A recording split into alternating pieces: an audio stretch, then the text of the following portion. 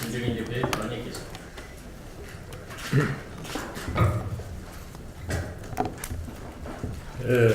민주주의를 운영하는 국가에서 가장 중요한 요소가 선거에 대한 결과를 어떻게 정권이 수렴을 해서 국민들의 의사에 반응을 하느냐에 달려있다고 봅니다. 그래도 우리가 지난 20대 총선의 결과를 놓고 보실 적에 국민이 지난 3년간의 정권에 대한 심판을 엄중하게 내렸다고 생각을 하는데 아직까지도 그거에 대한 별다른 반응이 보이질 않습니다. 저는 이 최근에 일어난 일련의 사태로 봤을 적에 과연 현재와 같은 시스템을 갖다 가지고 나라 운영이 효율을 발휘할 수 있을 것인가에 대해서 매우 걱정스럽습니다. 즉 국민과 정부와의 신뢰관계는 거의 무너진다시피 되어 있는 상황에서 뭐를 기초로 해서 경제 위기를 극복하고 지금 현안이 되어 있는 소위 구조조정을 갖다가 제대로 해나갈지 매우 의심스럽습니다. 지금 이 일반 국민들이 정부에 대한 기대는 우리가 선거에서 우리의 의견을 표출했으니까 이거를 수렴을 해서 새롭게 정립된 방향을 제시를 하고 그에 맞게 문제를 해결해달라고 하는 요구였던 것입니다. 그러나 지금은 아직도 현재의 체제가 가장 안정을 유지할 수 있는 그러한 아집을 계속해서 지속하고 있는 것이 아닌가 이렇게 생각합니다. 저는 우리나라 현재 이 경제 상황만 보더라도 이제 앞으로 제출될 추경이 무엇을 포함하고 있느냐를 생각을 할 적에 과연 이 정부가 경제를 제대로 인식하고 있는 것인지 매우 의심스럽습니다. 추경의 내용을 간략하게 볼 것 같으면은 별다른 의미가 보이질 않습니다. 지난번 경제 성장률 3.1%를 2.8%를 내리면서 그 2.8%를 달성하기 위한 추경인지 그렇지 않으면 1.8%보다 더 나은 경제 성과를 갖다 가져오려고 하는 추경인지 아무런 뜻이 보이지 않는 추경을 지금 얘기하고 있습니다. 우리가 10조의 추경이라고 그러지만 지방에 할애되는 4조를 빼고 같으면 거의 6조 정도밖에 되지 않는 추경인데 이러한 추경을 과연 뭐 때문에 하는 것인지 이것조차도 의심하지 않을 수가 없습니다. 저는 다시 한번 이 정부에게 당부를 합니다.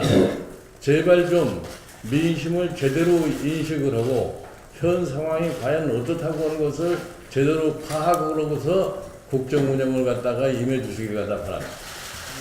이어서 우상원 대표의 발언이 있겠습니다.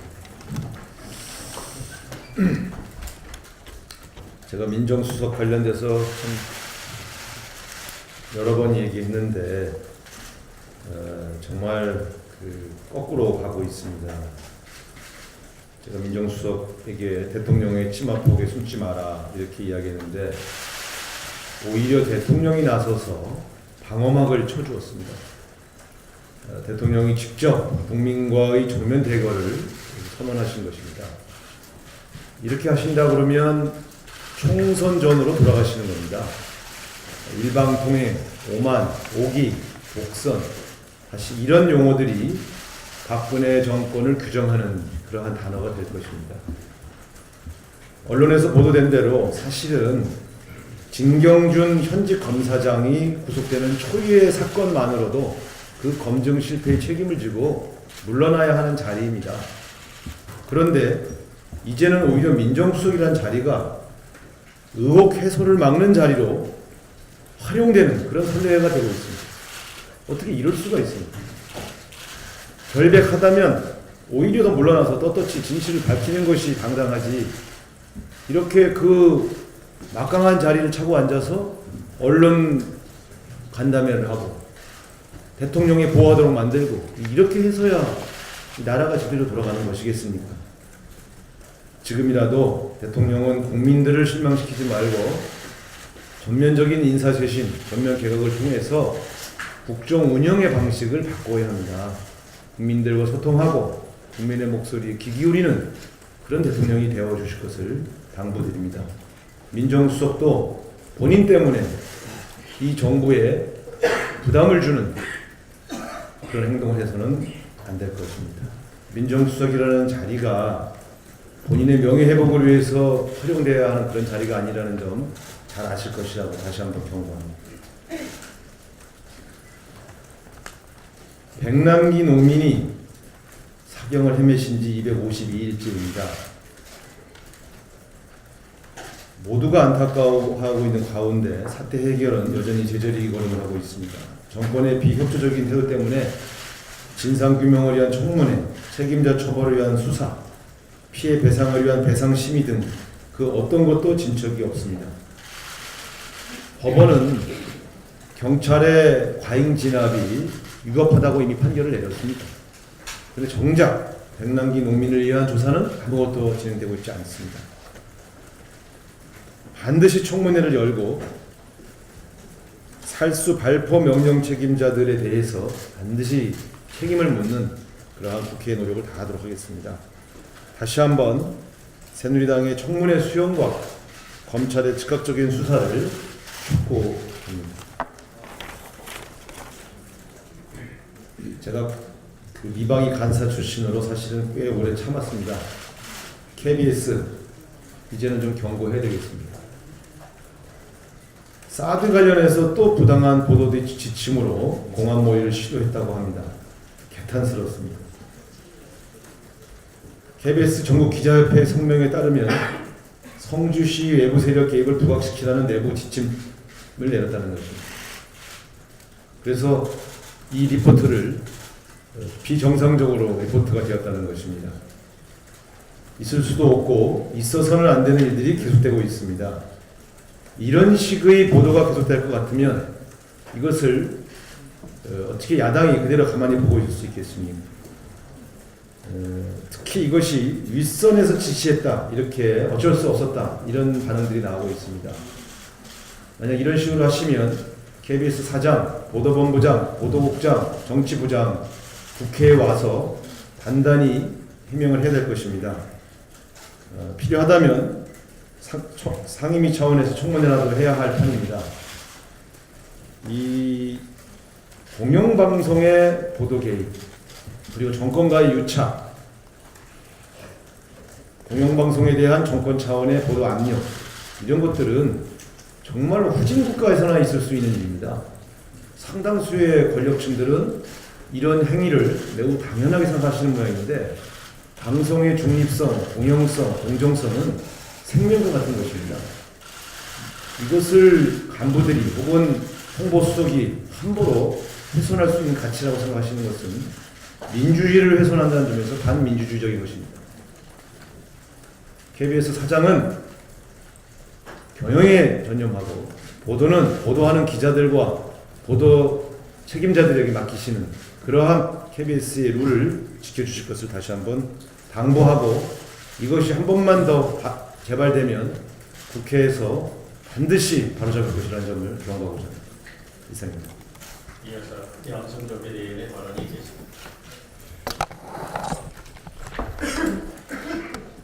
예, 우상호 원내주도 말씀하셨지만 우병우 민정수석에 관련해서 말씀드리겠습니다. 지난 2015년 3월 집권 3년차를 시작한 박근혜 정부에서 가장 핫한 인물은 우병우 청와대 민정수석 비서관이었습니다. 전직 대통령과 관계된 정치검사로 야당의 강력한 반대에도 불구하고 대통령이 민정비서관 임명 8개월 만에 민정수석으로 수직 승진시킨 역대 최연소급 인물이었기 때문입니다. 2017년 7월 집권 후반기에 들어선 박근혜 정부에서 가장 핫한 인물은 누구입니까? 그 역시도 바로 우병우 민정수석입니다. 처갓당 매각에 구속된 진경준 검사장의 알선 의혹, 정은호 메이처 퍼블릭 전 대표 몰래 변론 의혹 등 끝도 없이 제기되는 의혹의 주인공이기 때문입니다. 임명 당시 의뢰는 결국 사달로 이어지고 우병우 수석의 처신도 180도 바뀌었습니다. 우병우 수석은 임명 당시 인터뷰를 안 하는 것이 비서의 본분이라며 사람은 행적으로 말하는 것이다, 조용히 대통령을 모실 것이라고 말했습니다. 그랬던 분이 지금은 본인의 행정 문제로 모른다, 아니다, 검찰이 불러도 모른다, 아니다밖에 없다를 강변하는 기자 간담회를 간청했습니다.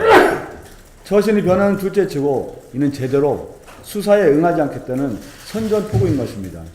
결코 사정기관을 총괄하는 직위에 맞지 않는, 결코 있을 수 없는 언사입니다. 이 정도면 자격 상실입니다. 정작 더 큰 문제는 국정의 모든 부분에서 대통령을 보좌해야 할 민정수석이 본인의 일로 의혹과 해명, 부인이 덫에 갇혀있다는 것입니다. 지금 대한민국 뒤흔들고는 대통령까지 언급된 녹취록 사태를 풀어가는 본연의 역할을 해야 할 민정수석은 이미 부재 상태로 보입니다. 더불어 내코가 석작격인 민정수석에 지금의 대한민국 대사가 얼마나 눈에 들어오고 얼마나 정확하게 민심을 대통령에게 보고할까 궁금할 따름입니다. 결국 우병우 민정수석은 이미 더 이상 현재 직책을 수행할 수 없는 상황입니다.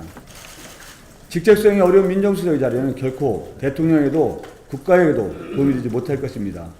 스스로 자리에서 물러나야 합니다. 팩트를 지상 최고의 가치로 여겨 칼날이라는 별명을 소유자답게 모든 진상을 검찰에서 떳떳하게 밝히는 일입니다. 박근혜 대통령께서는 공정사회를 위해서는 권력경비를 근절해야 하고 죄가 있으면 지우고를 막론하고 엄중하게 처벌해야 한다고 수차례 대국민 약속을 하셨습니다. 대통령께서도 국정의 모든 부분에서 대통령을 보좌하는 정치, 경제, 사회, 문화 모든 면에서 연관되지 않는 일이 없다는 민정수석에 드려진 숱한 의혹들에 대한 국정의 총책임자로서 입장을 분명히 밝혀야 합니다. 대통령 조용히 보좌했다는 우수적 약속, 권력형 부정부패 앞에 지우고가 없다는 대통령 약속이 그때는 맞고 지금은 틀린데 동의할 구면은 없습니다. 대통령은 대통령답게, 민정수석은 민정수석답게 지금을 결단해야 합니다. 이상입니다. 이어서 김영민 비대위원의 발언이 있겠습니다.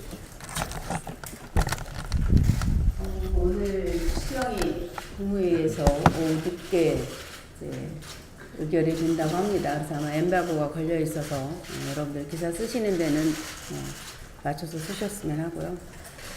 부랴부랴 금요일날 오후에 임시 국무회의까지 소집해서 추경을 할 때에는 이거 굉장히 중요하다, 다급하다 이걸 국민들에게 보여주시기 위해서 하시는 것 같은데 추경의 내용이라고 하는 것이 우리 대표님께서 좀 전에 말씀하셨듯이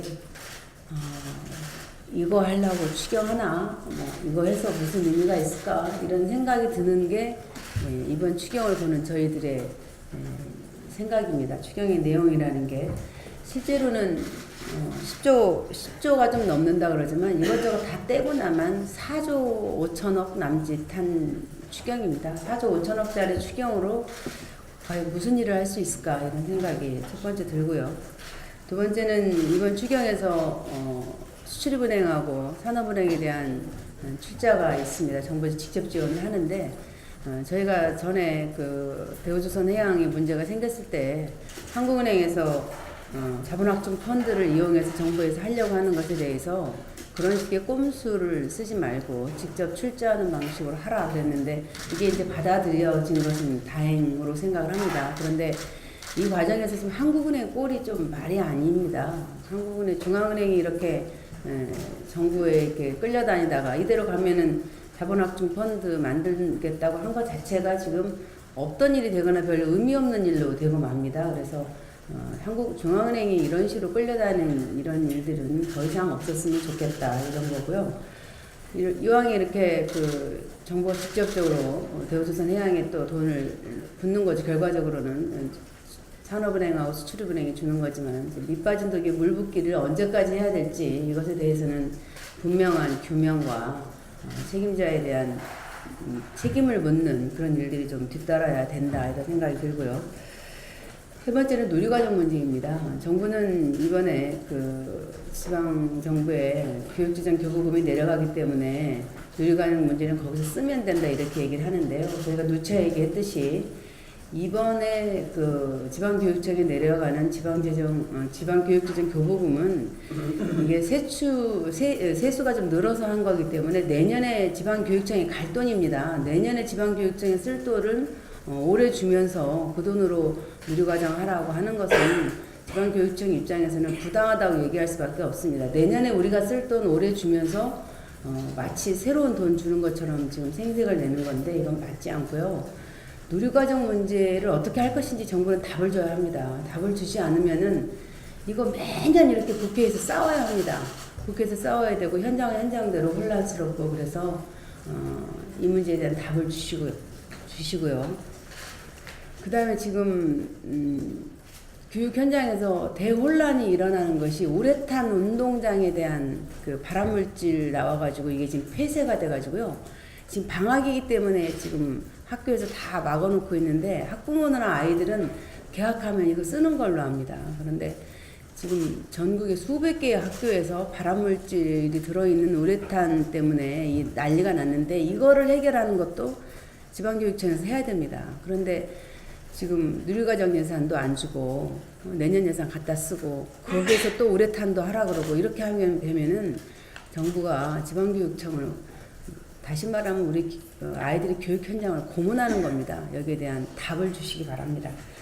그다음 네 번째는 이번에 추경의 내용이라고 하는 것이 아주 자잘한 일자리 창출과 관련되는 이런 사업들을 모아가지고 모아 만들어낸 4조가 전부입니다. 그런데 이게요, 작년에 우리가 메르스 추경할 때 10조 정도 해줬지 않습니까? 그런데 추경을 포함한 세출이 원래 정부 예산 원안보다 적었습니다. 하나만한 추경을 작년에도 저희가 막 국세통을 치면서 했던 거거든요. 근데 이제 올해도 저희가 또 추경을 정부가 이렇게 뭐 이거 안 해주면 나라가 망할 것처럼 하니까 저희들도 적극적으로 지금 검토를 하는 겁니다. 그런데 급하다고 돈을 주면은 돈을 써야 합니다.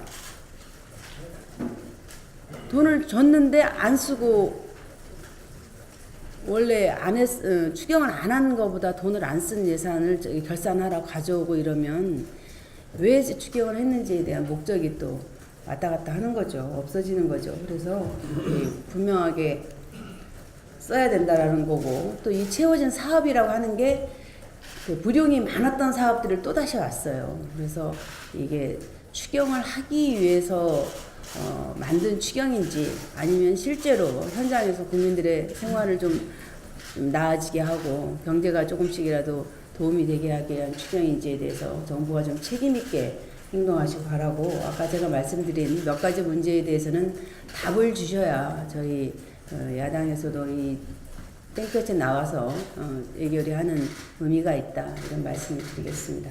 이상입니다.